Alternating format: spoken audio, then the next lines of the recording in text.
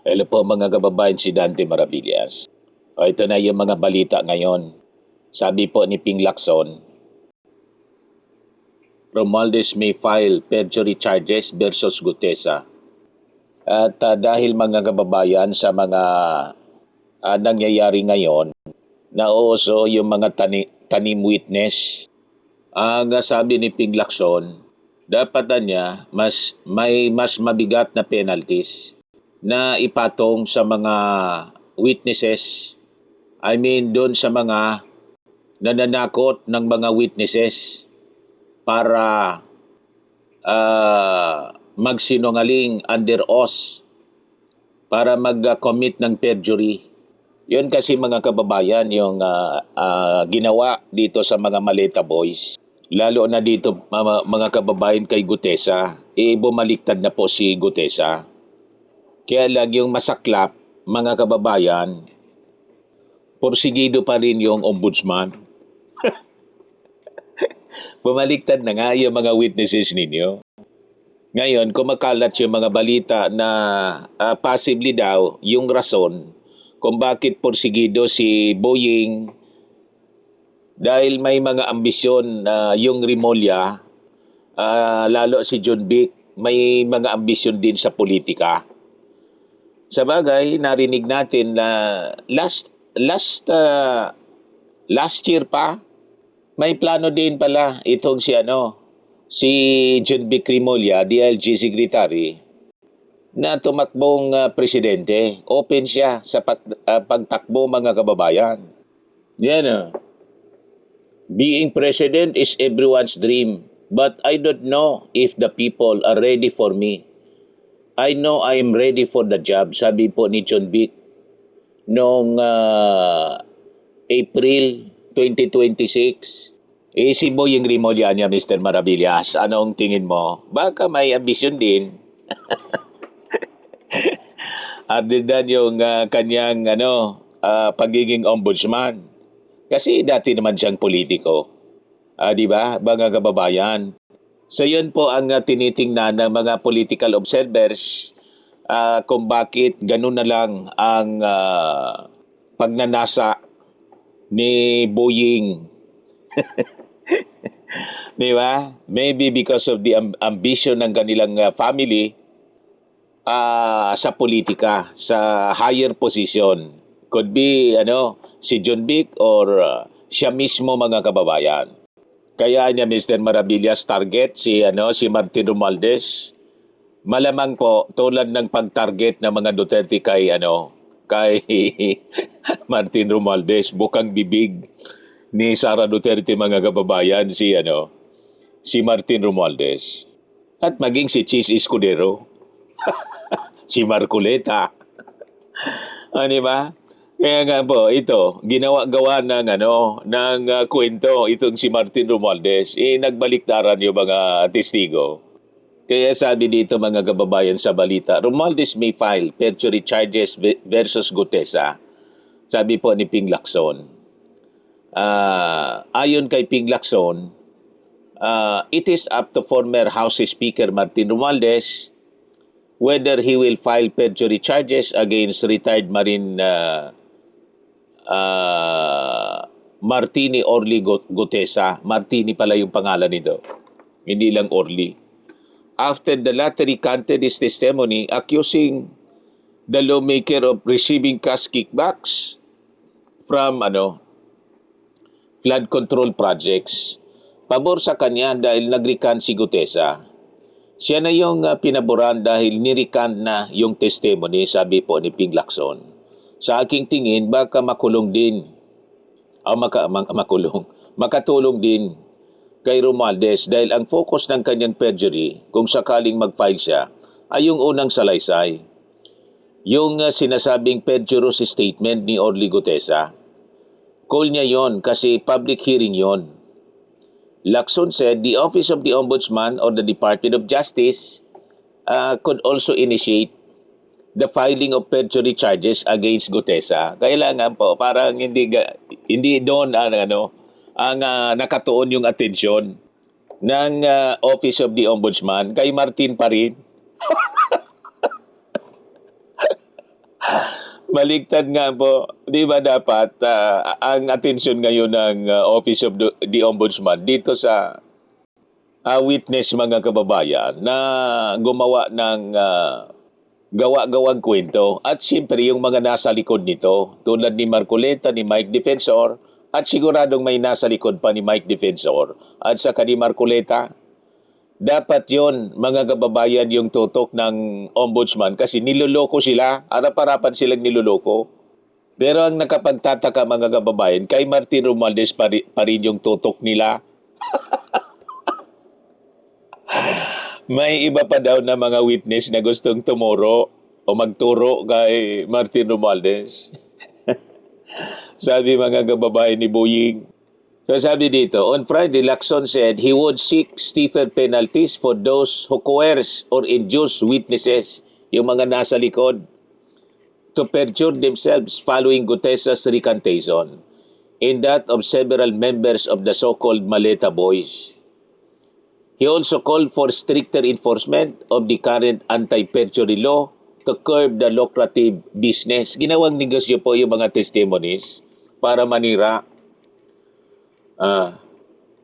The lucrative business of testimonies in recantation, particularly those targeting political personalities, tulad po ng ginawa nito mga Maleta Boys kay Martin Romualdez in other politicians,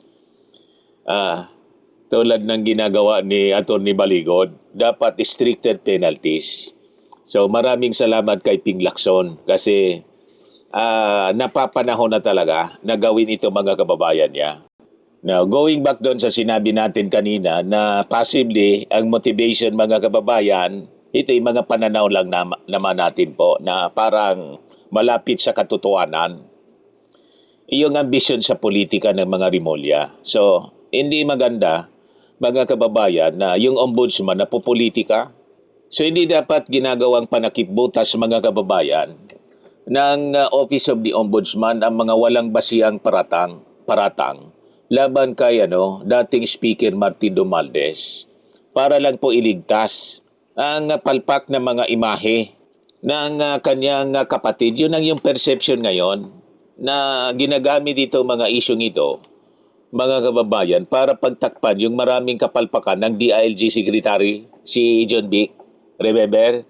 Yung pagtakas ni Bato, yung hindi mahuli-huling mga wanted ng batas tulad ni Atong Ang. Di ba?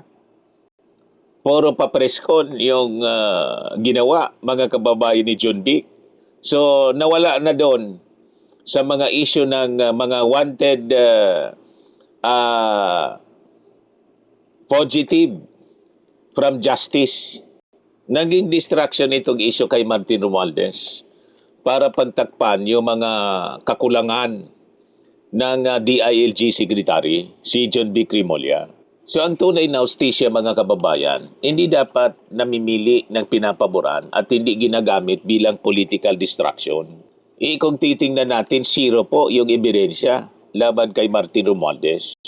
Kasi po, sa pinakahuling supplemental counter affidavit ni dating Speaker Martin Romualdez, ito na ngayon, formal na po, na winasak ang credibility ng reklamo sa pamamagitan ng tatlong magkakaiwalay na grupo.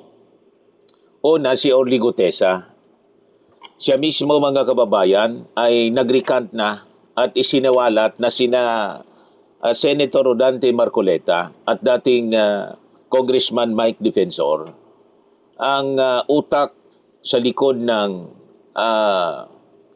pag-manufacture po mga kababayan ng kanyang affidavit kapalit ng sabi 150 million pesos na suhol. Di ba? Yun ang mga balita. Pangalawa, yung 4 na Maleta Boys, bumaliktad mga kababayan dahil ang kwento ng hatian ng pera o hatira ng pera mga kababayan ay pawang kasinungalingan. Yung delivery. Yung pangatlo, ang mga bodyguards at drivers mga kababayan ni dating Congressman Saldico ang nagmunyag na pilit at binabayaran lang daw sila mga kababayan para sumali sa grupo, para magsinungalin lang laban kay Martin Romualdez. Bakit na niya, Mr. Maravillas? Matindi yung sa buwatan. Hindi nga natin maintindihan kung bakit ganon. Bakit laging si Martin po, yung tinatarget po nila. But anyway, yung buong akusasyon mga kababayan ay napatunayang scripted at isang malaking katang-isip. Di ba? Si Gutesa mismo, na isang star witness na kinoconsider ni Marcolita, di naka-credible daw. O ngayon niya sabihin na credible witness si Gutesa. Di ba? Umaming binayaran lang para mag-imbento. 4 na kasama niya ang umatras at ilan pang mga bodyguards ang nagpatunay na may gumagapang at nagpapabayad sa mga tao para lang madiin, mga kababayan, yung dating speaker. So, ngayon, mga kababayan, kung yung mga pangunahing testigo ay bumaliktad na at ang mga security personnel ay umaming may pwersahan at bayarang nagaganap para lang sirain, mga kababayan, si Romualdez, anong ebidensya pa ang natitira sa ombudsman? Yun ang tanong, mga kababayan. So yung mga pilit na paggigiit, mga kababayan, at paggigipit ay malinaw na lumalabas ay pagpapatakbo ng isang demolition job laban kay Martin Romualdez. So ito po, mga kababayan, na mga recanted testimonies, mga binawing salaysay, ay tuluyang nag-alis ng credibility at sa kaligal na bigat, mga kababayan, sa panig ng prosecution. So ang pagpilit sa mga testigo, subordination of perjury, at ang paggamit ng mga faking affidavit ay sapat na basihan, mga kababayan, sa ilalim ng rules of court upang ibasura yung preliminary investigation dahil sa kawalan po ng probable cause. Kaya yung tanong, ano ba yung politika na nakikita ngayon na lumalabas parang pinopolitika na ng ombudsman, mga kababayan, si Martin Romualdez? So kamakailan lang, mga kababayan, sunod-sunod ang paglabas ng mga balita at pahayag ng ombudsman sa media na tila nakatutok lamang ang buong puwersa nila sa pagiba sa pangalan, mga kababayan, ni dating Speaker Martin Romualdez. Tutok na tutok sila rito. Hindi na ito mukhang trabaho ng isang patas, mga kababayan, na taga-usig. Kung titingnan mo, so mukha na itong personal na atake at pamumulitika para sirain po yung isang leader. So yun ang nahahalata na ngayon ng ating mga mamamayang Pilipino kasi ayaw tantanan si Martin. Nagbaliktaran na yung mga witness, ayaw pang tantanan. Aghanap sila ng panibagong testigo. O di ba? So kapag ang isang opisyal, mga kababayan, ng gobyerno ay mas madalas pang magsalita sa media para mag-anunsyo ng mga hindi napatunayang paratang kaysa po magripaso ng mga kaso sa loob ng korte, malinaw na ang habol niya ay ingay sa publiko. Hindi po hostisya. Palaging nasa press con, mga kababayan. So ayon po sa Code of Conduct and Ethical Standards for Public Officials and Employees, itong Republic Act 6713, ang mga kawani ng gobyerno ay dapat manatili pong neutral at iwasan ang politicization ng kanilang mga katungkulan. Yan ang malinaw po. So ang paggamit sa kapangyarihan po ng ombudsman para sa political na laban, political warfare na lumalabas ngayon, yun ang nangyayari ay isang malinaw po na abuse of discretion, mga kababayan. So ang tanong na ngayon, could it be saving the post of his brother, si John B. Crimolia? Kasi puro sablay yung mga aksyon ni John Vic. Wala man nahuli si John Vic. Di ba? Wala pag nahuli. Mga kababayan, mauli na sana si Bato de la Rosa kasi na-corner na doon sa na-corner na doon sa Senado. Anong ginawa ni John Vic, mga kababayan? Hindi niya ako pumunta dito para i-arrest si Bato. Ayun, nakatakas.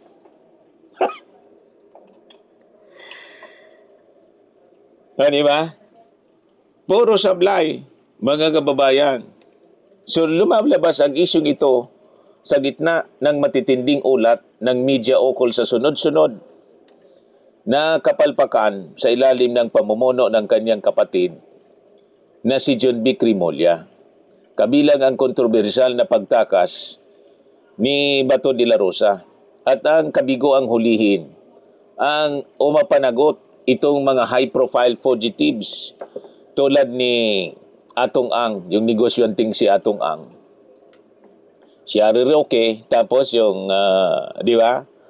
Yung ating kababayan, si Saldico.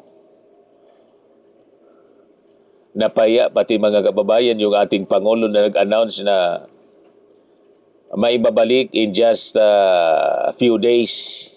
Wala. Di ba? So, ginagawa nilang diverting tactic. Yan ang lumalabas ngayon. Diversionary. O pampalito ang issue dito kay Martin Romualdez. Yung mga witnesses laban kay Martin Romualdez, nagbaliktaran na. So ano pa? At malinaw mga kababayan, doon mismo sa unang affidavit, hindi familiar si Gutesa. Mas familiar si si Marcoleta. Tinuruan pa nga po. O ito, Anya, basahin mo, Anya. Basahin mo na lang. Paragraph 20. Kamot ulo. Si Gutesa. So, ginagawa nilang diverting tactic o pampalito itong issue kay Martin Romualdez. Dahil bugbog na ang pamilya Rimulya sa batikos ng ating mga mamamayang Filipino. Dahil sa mga takasan at palpak na operasyon ng DILG po, naghanap sila ng ibang malaking isyu para doon mapunta yung atensyon ng tao at maisalba ang pwesto ng kanyang kapatid, itong si John B. Crimolia na puro sablay. Mas mabilis mag-press con kaysa may mahuli sa mga high profile na mga fugitives, mga kababayan. Di ba?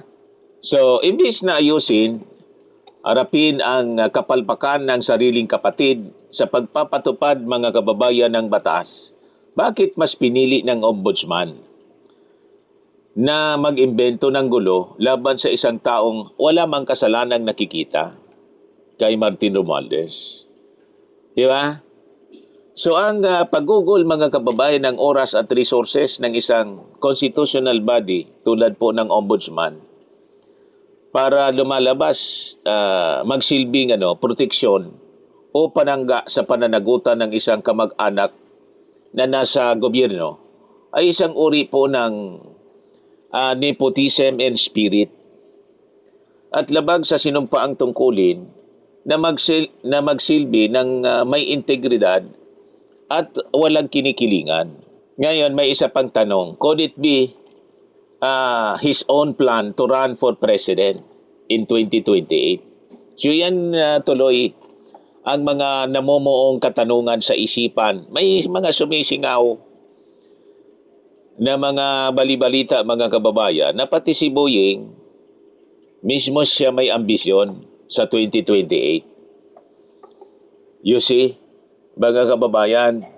So marami na sa mga political analyst at mga ulat, mga kababayan, sa balita ang nakakapansin sa unting-unting pagpapakita at pag-iingay ni Ombudsman Boying Rimulya sa mga pambansang issue na itinuturing na marami bilang maagang pagpapabango ng pangalan para sa 2028 presidential elections.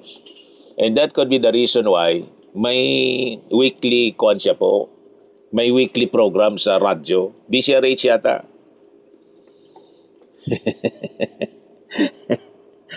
Di ba? Para laging naalala, laging active sa mainstream media.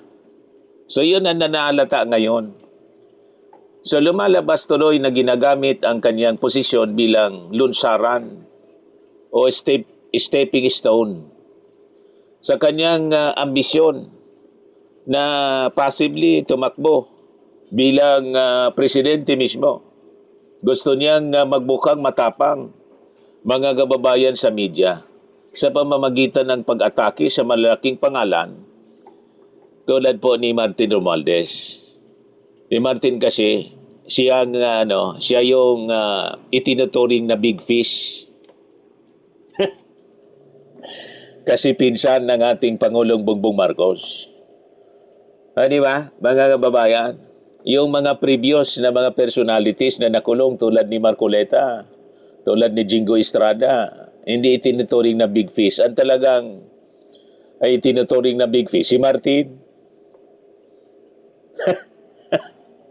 Wala man pong makitang ebidensya laban kay Martin at saka yung mga testigo, nagbaliktara na kinuhers, hinaras, dinala lang sa mga matatamis na pananalita ni Marcoleta at saka ni Mike Defensor. So yun ngayon mga kababayan, na mga kumakalat na mga kwentuhan na papaghalata tuloy. So isang malaking insulto mga kababayan sa taong bayan ng isang ahensyang binuo para puksain ang korupsyon ay ginagawa palang makinarya para sa personal na kampanya o ambisyon ng isang tao. So yun na tuloy ang namumuo sa isipan ng ating mga mamamayan. Ang Office of the Ombudsman ay dapat na maging malaya at hiwalay sa anumang partido politikal o personal na interes.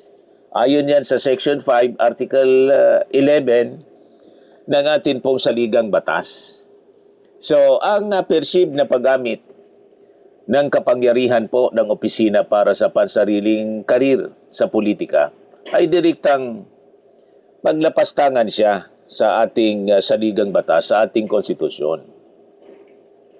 So hindi dapat magamit sa mali ang hustisya ng ating bansa, ng ating bayan para sa anumang ambisyon kung mayroon man mga kababayan.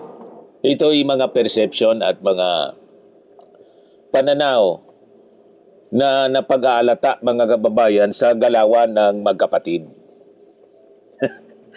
Di ba?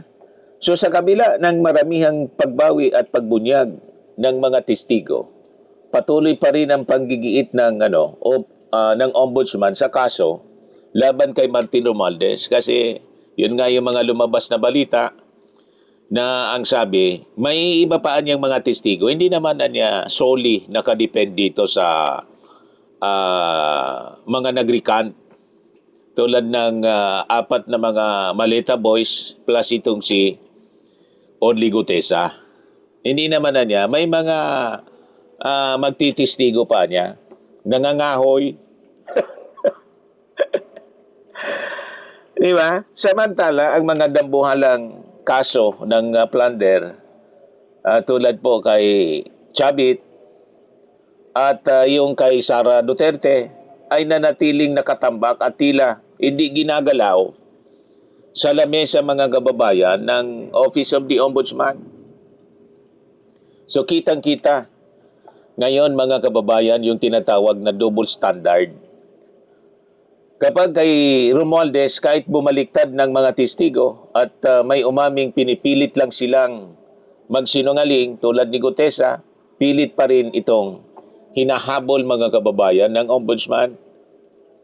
Di ba? Iyon ang nakikita ng publiko ngayon mga kababayan. Pero kapag sa ibang makapangyaring tao na may matagal ng kaso ng plunder, parang nagbubulag-bulagan at nagbibingi-bingian po sila. Yung sa pork barrel fund nga ni Pulong, doon sa Hindi man, wala mang sinasabi yung Office of the Ombudsman kung mag-imbestiga sila doon sa mga flood control sa Davao na malinaw na hindi po epektibo. Di ba? Na gusto ngang paimbestigahan ng ng Congress. So kung talagang patas, yan ang tanong. Kung talagang patas sila, bakit ang kasong gawa-gawa at napatunayang pinilit yung mga saksi, mga kababayan? Ang mabilis pa sa alas 4 ang aksyon, habang ang mga totoong plunder cases na matagal nang nakabinbin, inuuwa ka na po ng alikabok. So yun ang tanong. So ito ay isang malinaw na paglabag sa Equal Protection Clause sa ating saligang batas, mga kababayan. Ang batas ay dapat ipatupad ng patas sa lahat. Hindi pwedeng mabilis at mapilit sa kalaban sa politika, ngunit mabagal o protektado naman pagdating sa iba. So the investigation process should not be preordained. Yun ang dapat na mangyari. Nagpahayag ng ombudsman sa media na tila may konklusyon na at nakanda ng plunder na kaso laban kay Martin Romualdez kahit pa kasalukuyan pa lamang nasa pinakaunang yugto, preliminary investigation ng pagsusuri sa reklamo, mga kababayan. So lumalabas may advance script na, mga kababayan, sila. Bago pa man matapos ang totoong investigasyon, nagdesisyon na sila na guilty si Martin Romualdez dahil yon ang dikta, mga kababayan, ng planong politikal. So yon, mga kababayan, ang nakikita dito. So paano magkakaroon ng patas na pag-uusisa kung sa simula pa lang, mga kababayan, may hatol na?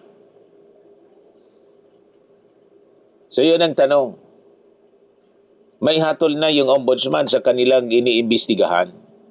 Ano sa tingin ninyo, mga kababayan, dito sa ating mga observations at nakikita dito sa issue laban kay Martin Romualdez na ayaw talagang tantanan? Nagbaliktara na yung mga testigo, ayaw pang tantanan. Anyway, so subaybayan na lang natin po sa mga susunod na araw ang mga susunod na kabanata dito. Sa mga naghanap ng malinis and spacious fitness gym, pumunta lang po kayo sa aming Colossal Fitness Gym. We also offer Grab Car Rental with our brand new 2023 model ng Toyota Innova. We also accept booking for those who are planning to travel via PAL, Cebu Pacific, and other airline companies, local and international, and bills payment for Meralco Bills, PLDT, Aleco Bills, etc. Ang Colossal Fitness Gym is located at 3rd floor Security Bank Building, Landco Business Park, Legazpi City, Albay. For inquiries, look for Chilon Maravillas. Contact number 0966-802-0949. Yan yung aming Innova. Lagi na pong matao sa amin. Pati mga foreigners po, tingnan ninyo. Mga British tourists sila.